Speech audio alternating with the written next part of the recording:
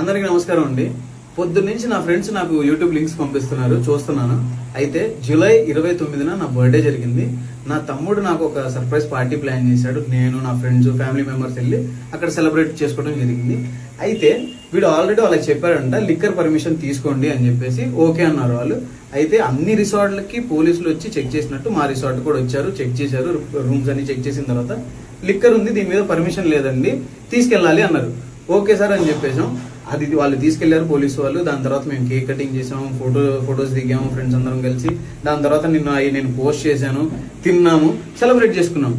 అయితే పొద్దున్న నుంచి నేను చూస్తున్నాను, రేవ్ పార్టీ, ఆ పార్టీ, ఈ పార్టీ అని చెప్తున్నారు. ఏమండి, అక్కడ అలాంటిది ఏం లేదు.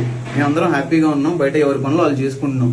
అయితే చాలా తప్పుగా మాట్లాడుతున్నారు అమ్మాయిల గురించి. అక్కడ ఉన్న వాళ్ళందరూ చాలా మంది మీరు చూస్తే ఫ్యామిలీస్ ఉన్నారు, అండ్ అమ్మాయిల గురించి చాలా తప్పుగా మాట్లాడుతున్నారు.